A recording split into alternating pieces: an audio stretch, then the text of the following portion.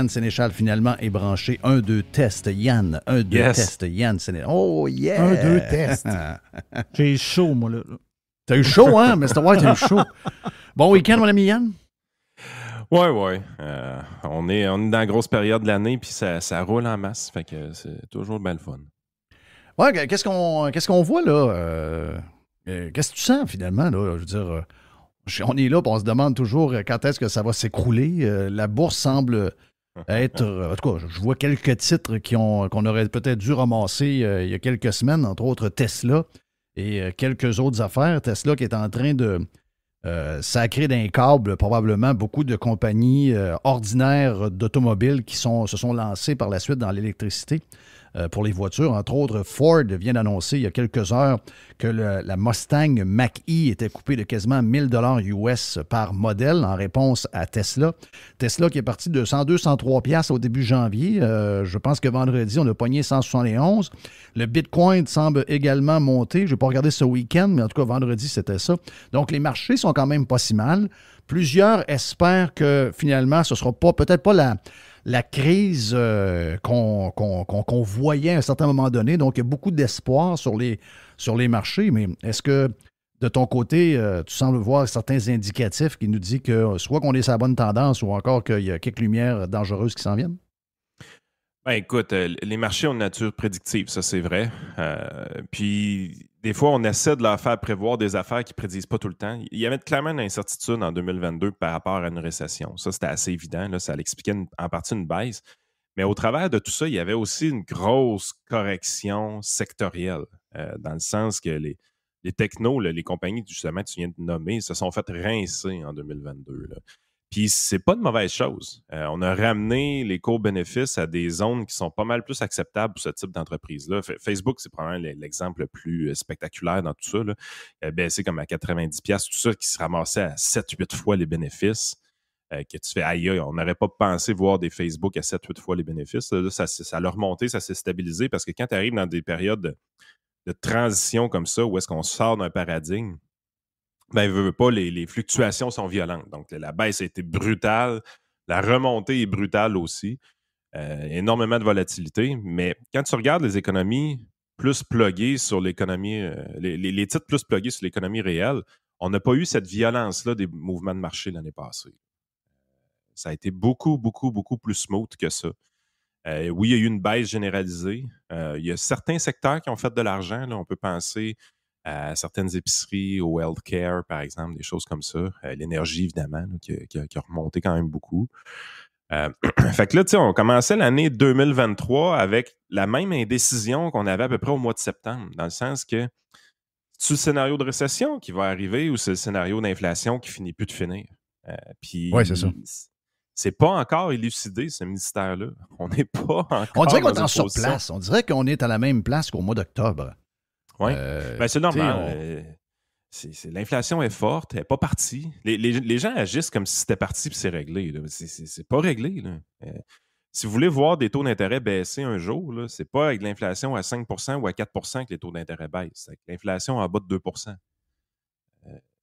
dans un contexte en dehors de ça, on ne voit pas les taux d'intérêt baisser. Oui, avec une récession grave, profonde, les taux baisseraient dans ce contexte-là. Mais c'est pas seté. Là. Présentement, tout le monde agit comme si c'était sûr à 100% tout ce qui allait se passer. On a eu encore une hausse de taux. Là, même les politiciens sont rendus là-dedans. Ça, c'est très drôle. Là. Et là maintenant, là, ils trouvent que ça n'a plus de bon sens d'augmenter les taux d'intérêt de même, puis il faudrait attaquer la Banque du Canada. Hey, les clowns, les autres l'avaient dépensé aussi, cet argent-là. Oui. Oh, les autres, ils utilisent l'Ukraine. Ils utilisent l'Ukraine, cette gang de bizarres. Là. Parce que là, quand je regarde ça, je comprends les chiffres là, de l'inflation, là, mais je ne suis pas sûr qu'est-ce que ça comprend. Mettons qu'on a des augmentations de taxes municipales. Est-ce que ça, c'est calculé? Parce que là, on s'est comme habitué à un litre d'essence à 1,50$ et plus. OK? Donc là, comme vu qu'on a déjà payé 2,20$ le litre, on a l'impression qu'à 1,60$, c'est quasiment un deal. Dans les faits, c'est que chaque fois que je vais tanker, j'ai moins d'argent pour d'autres choses. Ensuite de ça, là, les villes ont envoyé le compte de taxes. La majorité des villes ont des explosions de compte de taxes de 6-7%. Il y a des villes comme Trois-Rivières qui ont fait semblant aux gens il y a quelques années quand ils ont pris la décision d'avoir des bacs bruns, que ça n'aurait pas d'impact, puis que tout allait se faire. Puis là, disciplinez-vous, puis mettez le bac brun à côté du bleu puis du noir. C'est pas compliqué. Finalement, augmentation pour une maison de 205 000, 200 $ par année, OK? À cause du bac brun en grande partie. Ensuite, tu as la gang de Québec, là, les deux, le maire communiste et son bras droit communiste, Pierre-Luc, qui n'a pas tant de choses, et le maire en Chouclac. Eux autres, ils disent, eux autres, c'est la guerre à l'automobile. On sait que Valérie Plante a fait la même chose vendredi en disant qu'il y a trop de voitures, trop grosses, etc. Donc, elle a vu moins de voitures. Là, le gars dit, il dit, la manière qu'on a bâti nos villes dans les années 60, 70 et 80, ça, c'est terminé. Il faut démolir ça maintenant. Il faut ramener les gens vers la ville. Et pour ça, il faut les pénaliser. Donc là, on parle d'une taxe de 75 $ que Montréal a déjà quand on va chercher nos plaques. Donc 75 $ pour les gens de la région de Québec. On parle ensuite de taxer les stationnements réguliers. Là. Vous allez au centre d'achat. Juste une parenthèse, Jeff, par rapport aux taxes sur l'essence. On sait que les communautés urbaines sont un peu plus élevées, là, Québec puis Montréal. Quand tu sors des communautés urbaines, une des places où ce que tu peux tanker au Québec qui ne fait pas partie de ce réseau de taxation-là, si on veut, c'est Saint-Liboire sur l'autoroute 20, le gros Irving qu'il y a là, puis tout ça. Présentement, on est à 15 cents de différence avec Saint-Liboire. Tu sais, quand j'ai passé, vendredi passé, dans le coin, c'est 1,54 là-bas, puis c'est 1,69 dans la région de Québec présentement. C'est incroyable. Donc, tu comprends-tu ce que je veux en venir par là? C'est que là, on ne parle que de taxes. Là, les autres, la Ville de Québec, ils parlent de taxer les stationnements. Donc, vous allez au centre d'achat, c'est fini l'histoire des stationnements gratuits.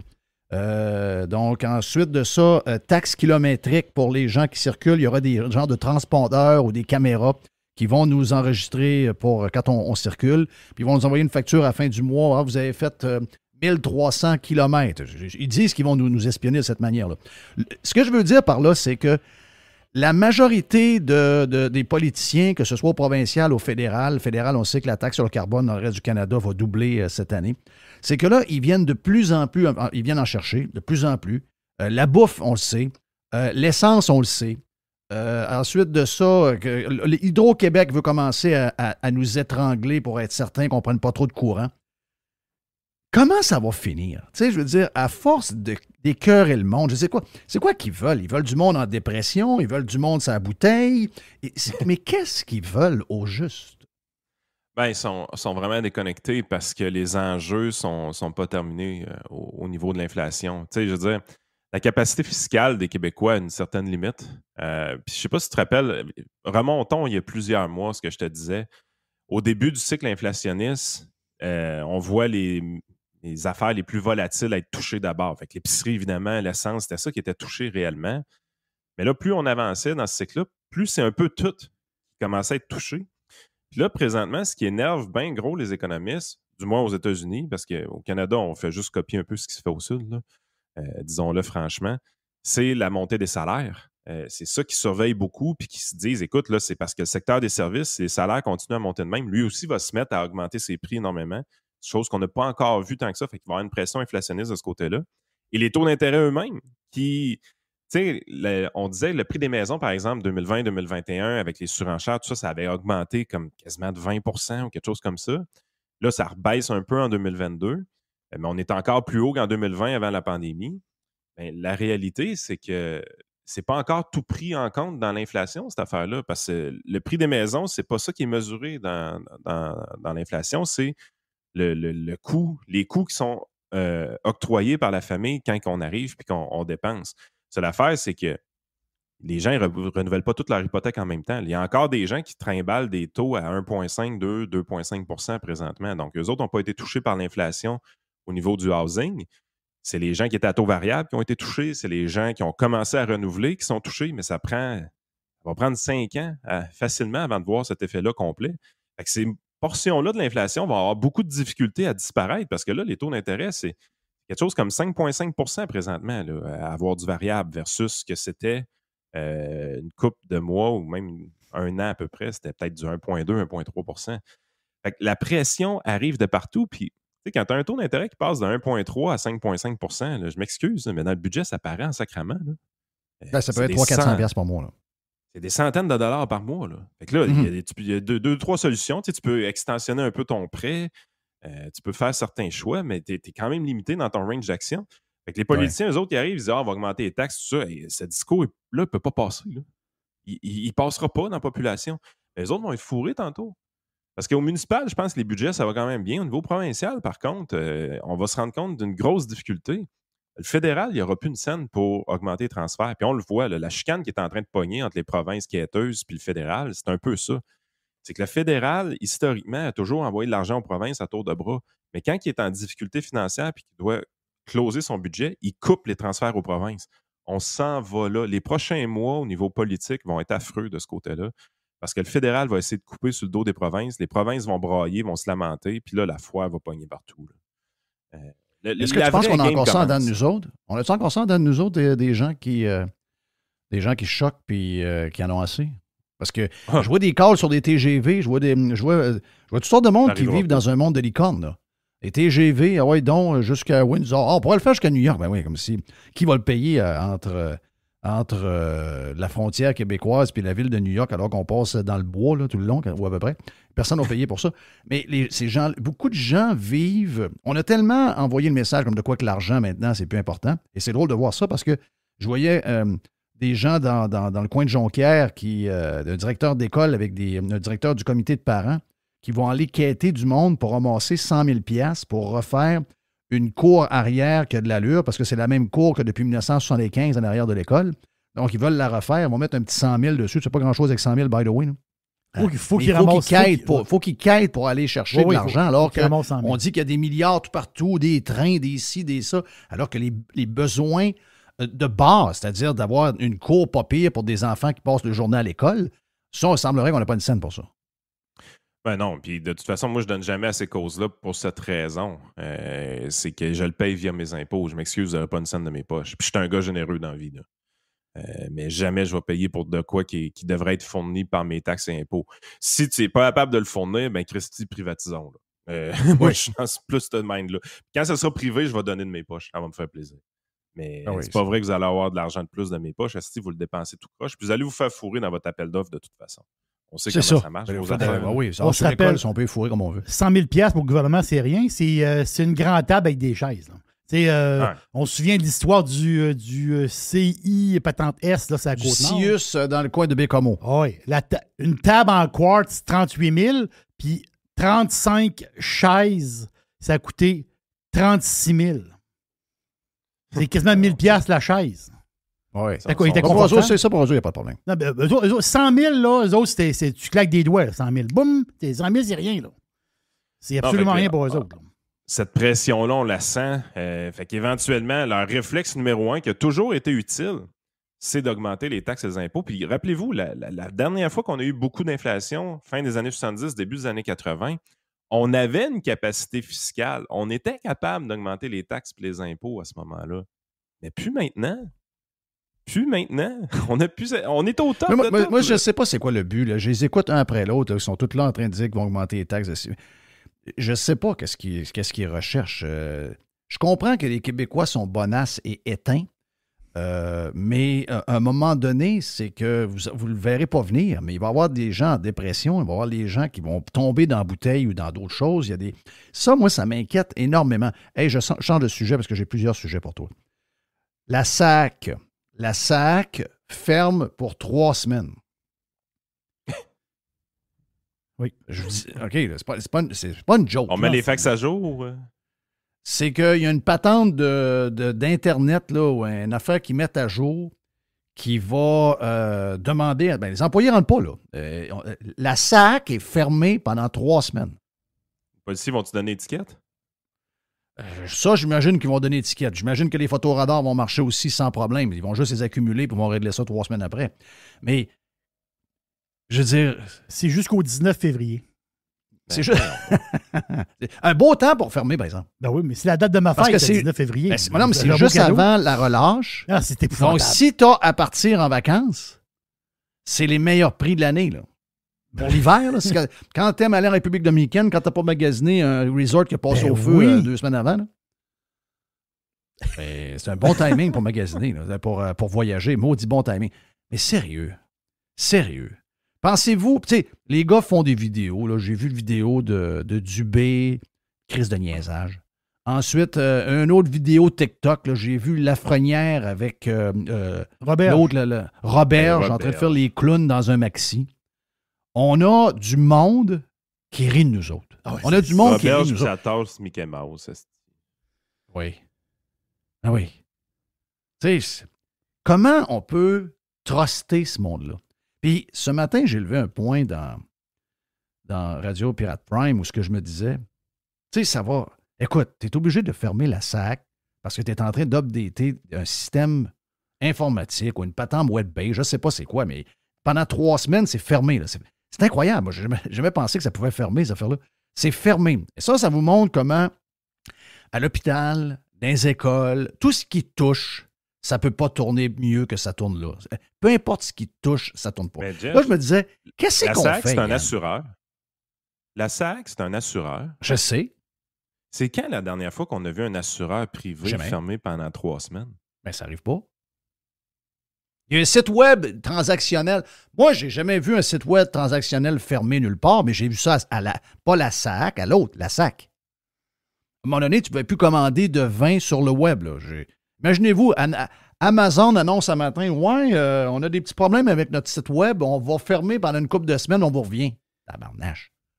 Pas parce qu'il manque de monde, là. Pas parce qu'il manque de Tu sais, monde. je veux dire, man, on fait rire de nous autres. Mais le pire, c'est que, regarde, le PCQ sort la semaine passée pour parler de leur proposition santé avec Karim. Tu sais, il est un gars très raisonnable, là, Karim El Ayoubi. Là. Mais non, il est très Pas, raisonnable. c'est pas Satan. Là, tu sais. Là, il dit on va faire coter des films à l'international pour la gestion de certains hôpitaux. Moi, je l'ai tout le temps dit, Maison Neuve-Rosemont, c'est mon rêve qu'on privatise ça demain matin. Ben, Christy, les commentaires puis les attaques qu'ils ont reçues là, pour cette affaire-là très anodine, là, c'est l'enfer. Tu te dis, est-ce qu'on part de loin avec les Québécois? Ouais, mais là, il Tu sais, faut c'est dire comme- attention. Là. C'est en dessous des pauses de Eric.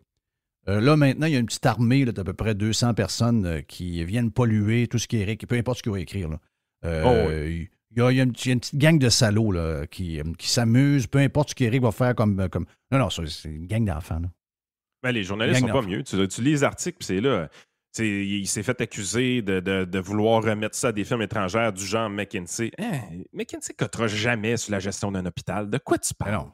Ben non, pas ça. Non, mais Est-ce que un moment donné, t'es là, tu le dis, on point part que j'ai levé, tellement loin. Le point que j'ai levé C'est- ce matin, Yann, c'est est-ce qu'à un moment donné, parce que la qualité, tu sais, avec les années, pour toutes sortes de raisons, là, la qualité des individus qui se présentent aux élections, elle est quasiment douteuse. OK? C'est des gens. Ben, c'est des gens que pendant on s'amusait. C'est des gens de mon âge. Là, c'est des gens, même il y en a de ton âge aussi, mais généralement des gens qui ont besoin de se ramasser un genre de petite retraite pas pire avant de partir. Donc, ils veulent faire un petit 8 ans pour se ramasser une belle retraite. Donc, c'est des gens que pendant que nous autres, on était sango un peu, on jouait au hockey, on s'occupait des filles, on écoutait du Van Halen, on prenait de la bière, on sortait. Il y avait une gang qu'on voyait pas trop. Ils s'occupaient du journal étudiant. Il y avait des ponchos un peu. Finalement, ils sont devenus journalistes, fonctionnaires, sont devenus... ils se sont emparés de plein de secteurs qu'on trouvait un peu caves dans le temps, mais c'est eux aujourd'hui qui ont pris le contrôle de l'agenda, OK? De par justement leur... Ils ont tous fait ça, puis ils sont devenus profs aussi. Donc, ils ont tous fait ça un peu de manière sournoise. Et là, ben, ils s'occupent de nos jeunes à l'école, ils disent comment penser. Après ça, ils s'occupent des boomers qui lisent le journal, qui écoutent la TV. Ensuite, ils ont infiltré aussi toutes sortes d'organisations environnementales, de gauche et patentes de transport. Tu sais, ils ne sont pas nombreux, mais ils ont bien joué leur jeu, contrairement à nous. Nous autres, on était un peu plus... nous autres, on n'avait pas tête à ça. Mais c'est nous autres, quand même, qui en payent le prix aujourd'hui. Donc, ces gens-là, de qualité un peu douteuse, ont pris le contrôle de la patente. Les vrais de vrais, comme on avait dans le temps, là, la gang à Bouchard, la gang du PQ, la gang des libéraux, des gens d'affaires, des avocats renommés, des ingénieurs, des ci, des ça. Eux autres, à un moment donné, ont dit « Ouais, la politique, ça commence à être un peu bizarre. » Donc là, on se ramasse avec une qualité très, très, très douteuse de politiciens. Dans le grand questionnement qu'on ne fera pas, là, parce que le gars qui mange du fromage ne veut pas le faire, là, mais dans notre thinking là, de la réforme du mode de scrutin, moi, il Il y a une chose que j'aimerais qu'on fasse différemment, c'est-à-dire, c'est d'engager des ministres non élus. Puis, je vous dis pas que ça court les rues dans les gens non élus, un gestionnaire d'hôpital, mais si, mettons, on a un gars en Suède qui parle anglais, qui parle français, qui parle le suédois, peut-être que si on l'engage à 400 000 par année, il va venir ministre. Je comprends que... Je comprends ce que tu dis. Je comprends ce que tu dis. Ça fait du sens, mais tu sais, ils sont pas tous pas bons. Okay? Christian Dubé, il est bon, mais il est dans le champ. All the way. Il essaye de sauver un système qui ne fonctionnera jamais. Tu sais, à un moment donné... À cause de ça, il n'est pas bon. Oh oui, s'il n'est pas capable de voir ça, pour moi, il y a peut-être un bon CV, c'est peut-être un gars qui est capable de relever beaucoup d'entreprises. Ouais, mais s'il n'est pas capable de casser ce modèle-là, de vendre à François Legault, ton modèle, c'est de la scrap, il faut le crisser à la poubelle, ben, non, je comprends. Il vient pas bon. On en a eu des bons, là, des gens qui avaient du talent pour vrai, pour changer des organisations. Puis avant Dubé, là, c'est là qui avait réellement le pouvoir de changer une organisation, c'était Gaétan Barrette. Le gars était capable d'imposer sa volonté.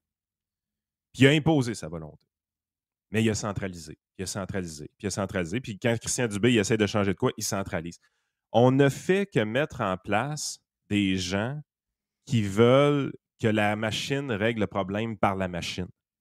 À un moment donné, il faut mettre en place des gens qui disent le problème, c'est la machine. Mais le problème qu'on a présentement, c'est que ces gens-là, on n'est pas capable de les faire élire. Ça, c'est le problème des Québécois. Parce que les Québécois n'ont absolument aucune confiance en l'entreprise privée parce que, fondamentalement, ils sont persuadés qu'à toutes les fois que tu signes un contrat, il y a quelqu'un qui fourre l'autre. Ça, c'est quand on revient à la base, là, les Québécois pensent comme ça. À toutes les fois qu'il y a une entente qui s'effectue entre deux personnes, là, il y a quelqu'un qui fourre l'autre personne. Alors qu'en réalité, les deux sont gagnants. Mais ça, c'est ces mentalités-là qui ne changeront jamais au Québec. On se méfie toujours de l'entreprise privée, on se méfie de la concurrence. Hey, nos enfants, là, il ne faudrait pas que les notes, ce soient des chiffres, là, parce qu'ils vont se sentir dévalorisés. Ah, ça, c'est épouvantable. Mais tu vois un peu le mindset qu'on a un peu au Québec. Tu sais, ce qui fonctionne bien, puis ce qui est prouvé qui fonctionne bien depuis une éternité, c'est de la compétition, c'est des profits. Tu sais, les affaires là, collectives, là, une coopérative, blablabla, il n'y a personne qui est réellement propriétaire, tout le monde est les bons, tout le monde est les fins, les employés sont les propriétaires. Ça ne marche jamais. Ça marche jamais, asti. Desjardins, c'est une coopérative. Arrêtez. Desjardins, c'est une banque. C'est une banque, Desjardins. Ah, c'est une banque, là. Une coop. Oui. Ben oui, bonne. Ça fait longtemps qu'ils n'agissent plus comme une coopérative. C'est assez, là, de niaisage. À un moment donné, tu es vraiment dans un contexte où est-ce que tu te dis qu'est-ce que ça va prendre? Ben, la réalité, c'est que je pense qu'au Québec, il va falloir que ce soit imposé par l'externe. Parce que ça ne viendra pas de l'interne. Parce que, regarde, il fut une époque, quand tu parles des anciens politiciens glorifiés, ça, je suis capable d'embarquer là-dedans. C'est vrai qu'il y avait plus de talent, si on veut, politique à l'époque, mais c'est parce que les récompenses des politiciens, c'était la volonté de réformer le système et d'essayer de le changer. Mais aujourd'hui, là, en 2023, la récompense d'un politicien, c'est pas de faire des actions pour essayer de corriger les choses. C'est le nombre d'abonnés qu'il y a sur TikTok, ou ben non sur Twitter, ou ben non sur Facebook. C'est ça qui a changé dans toute l'histoire. On est en train d'essayer de faire des vedettes de ces personnages insipides-là. Parce que les journalistes, pour remplir la grande page de journaux, là, ils ont plus le goût d'aller étudier les crédits budgétaires comme Michel Hébert faisait dans le temps. Ils préfèrent voir Jean-François Roberge avec son esti de tasse de Mickey Mouse aller faire des TikTok puis essayer d'être cool. Hey, yo, le jeune, ici Jocelyne Latendre. J'espère que c'est cool aujourd'hui puis que tu as beaucoup de plaisir. Vive Radio Enfer! Tu sais, là, sacrément. Quelle époque! François Legault, c'est Fardoche qui parle à Canel et Pruneau. C'est vraiment ça. C'est débilitant comme langage. C'est débilitant de la manière qu'il nous parle. Mais Chris, on aime ça. On aime ça. On aime ça en tabarnache. Mais fais-le la liste des gens qui sont nos ministres. Tu vas voir que ça va le pas haut, là. Tu vas voir que la qualité n'est pas là 0, 0, 0. Là. Puis tu sais, l'hôpital, c'est parce qu'on le voit, c'est notre santé. Mais le reste, c'est la même chose, là. Si t'es pas capable de gérer un bateau qui traverse une rivière là, pour mettre des chars dessus, t'es pas capable de gérer un système scolaire, c'est clair. T'es pas capable de gérer à rien. Puis t'es encore moins capable de gérer le climat. Ils sont tout drôles, eux autres. C'est la même gang de pas bons qui sont pas capables de rien gérer de concret, qui nous font semblant qu'avec toutes les lois, au ils sont fédéral, capables de gérer le climat. Tu parles d'une gang de au fédéral, ils sont très, très bons, les ministres. Hein? Freeland aux finances, Duclos à la santé. Hey, imagine. Hey, mais t'as Valérie Plante à Montréal qui fait sa fraîche au COP pas tant de choses, là, puis qui dit on va changer le monde, puis le climat, puis tout ça. Christy, ils interdisent des gens de se parquer dans leur propre parking sur l'île de Montréal. Ouais, mais c'est parce qu'ils ont changé le garage, ils vivent dedans. Oui. Loi de 1974. C'est incroyable. Ah, écoute, on a ce qu'on mérite aussi. Là, Mais, à un moment donné, mais tu comprends-tu? Ça c'est bon. Puis ça aussi, on a parlé sur Radio Pirate Prime un matin avec Jerry. Tout ce qui se fait en ce moment, c'est parce qu'à un moment donné, nous autres aussi, on revient souvent sur nous. Là. Nous autres aussi, là, notre manière de lâcher, regarde, je vais m'acheter un casque, là, puis je vais partir dans une vie dans le métaverse. Virtuelle. Oui. Oui. Je vais m'acheter un casque, là, Facebook, là, Meta, quelque chose, je vais vivre une vie virtuelle, je ne veux plus rien savoir. Puis, excusez-moi, là, moi, c'est ma job de savoir. Puis, je prenais une grande marche avec ma blonde. Puis, à un moment donné, je dis, telle affaire. Elle dit moi, je ne l'ai plus pas en tout. Ma blonde, elle lisait. Elle dit, moi, je ne suis plus capable. Elle dit, je pitonnais des fois pour checker c'est quoi qu'ils. Elle dit, là, il n'y a plus rien qui m'intéresse. Donc, leur job marche.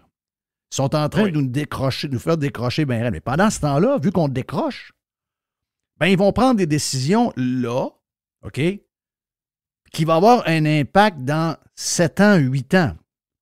Tu sais, Saint-Sulpice, là, bon, il est fermé, là. OK, c'est fermé. OK, mais le plateau, le problème, c'est pas des décisions qui ont été prises hier. C'est des décisions qui ont été prises par le maire du plateau communiste il y a 5, 6, 7 ans. C'est ça.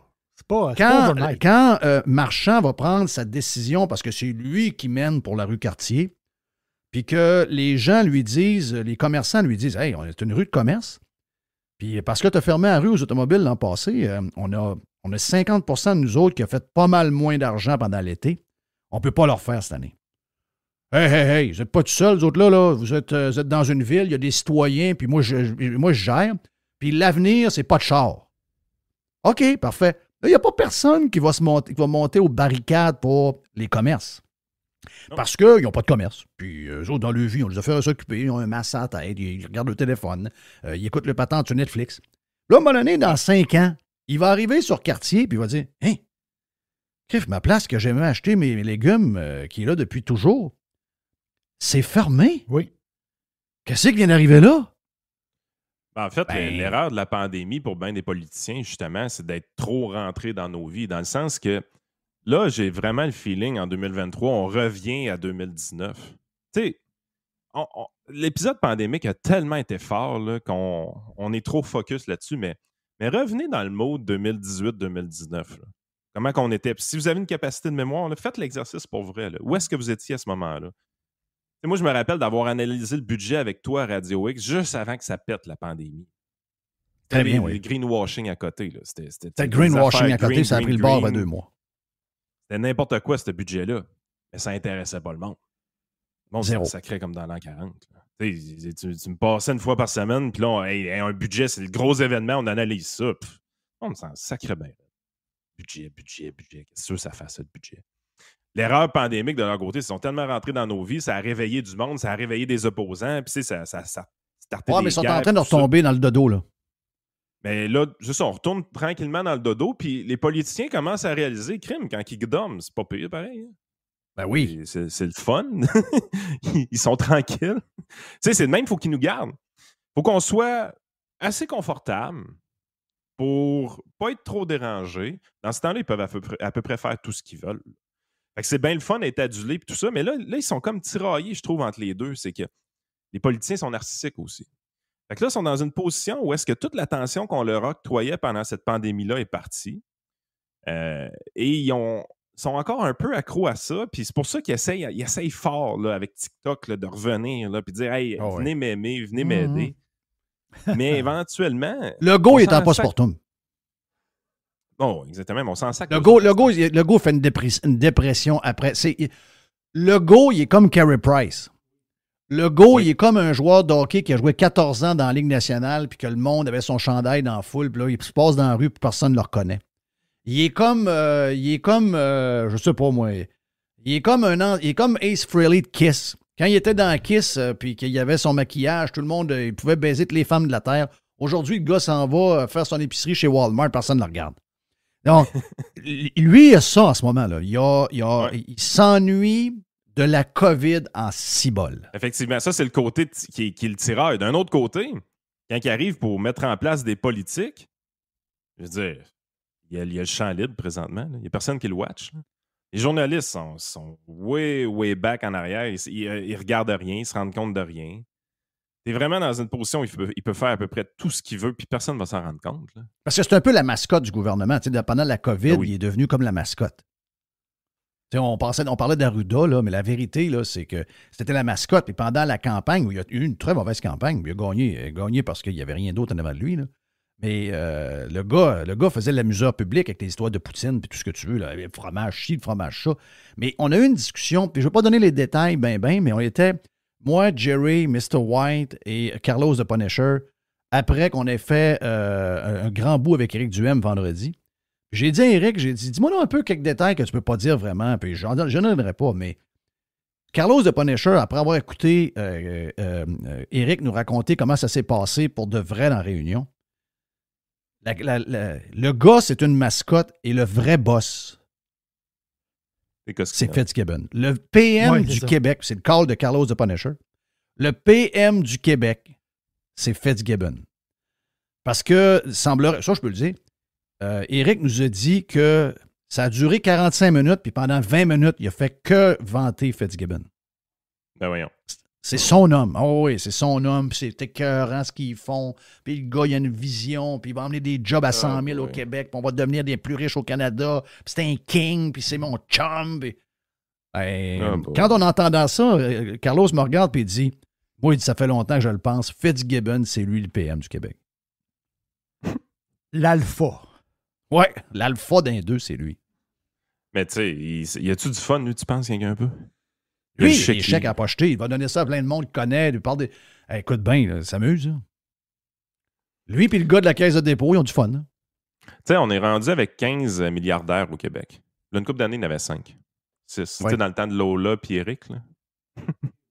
Oui. On avait changé le nom parce qu'il était milliardaire, mais Chris en avait 5 dans ce temps-là. Oui. Spécial. Mais on est rendu avec 15. On est rendu avec 15, bon, il y en a un qui fait cuire des ravels sur son barbecue dans une île du Pacifique. Ça. Lui, il est pas mal parti. Là. Ouais, lui, OK, mais moi, c'est le nom de Charles Sawa qui me met mal à l'aise là-dedans. Là. On l'aide souvent, lui. Oui, ben quoi, quand tu bâtis des hôtels, on lui donne un brick de 10 millions, puis un autre de 4, puis... On l'aide souvent. Ben oui. Tu sais, ça vient malaisant. Puis l'aide, en passant, by the way, l'aide au centre de ski là, qui s'en vient. Il ne pouvait pas juste en donner au Mont-Saint-Anne parce que le Mont-Saint-Anne s'est mis par lui-même dans la marde pour avoir des subventions. Il fallait après ça qu'il en donne à tout le monde. Mais celui qui va bénéficier parce qu'il est dans le trouble avec ça, de la montagne du Mont-Saint-Anne, c'est le propriétaire de l'hôtel qui ont mis des millions dedans. Là. Exact. On ne va pas oublier ça. Là. Non, à un moment donné, là, on capotait dans le temps avec Jean Charest et Jean Chrétien. Tu as eu les commandites. Après ça, tu as eu la commission Charbonneau puis tout ça. C'était rien. C'était rien. Moi, je comprends pas qu'on capote pas plus que ça avec ce qui se passe présentement. Puis, moi, même du temps que j'ai voté pour la CAQ en 2018, là, j'ai tout le temps dit la même affaire. Il y a une chose qui me rend mal à l'aise avec ce François Legault-là, c'est son nationalisme économique. De vouloir utiliser les dollars de l'État pour aider des entrepreneurs d'ici. C'est une source à corruption. Hey, t'as-tu ce qu'il a répondu, Éric Duhem, sur l'histoire du gaz? Parce que Duhem, il a dit, il dit, je vais citer votre livre parce que si je veux vous vendre le gaz, j'ai pas besoin. Le meilleur vendeur de gaz, c'est vous dans votre livre en 2018. Ah, il dit, la raison pourquoi je le fais plus, il dit, c'est parce qu'on n'a plus d'employés, on n'a plus de main-d'œuvre. Ah, Hey.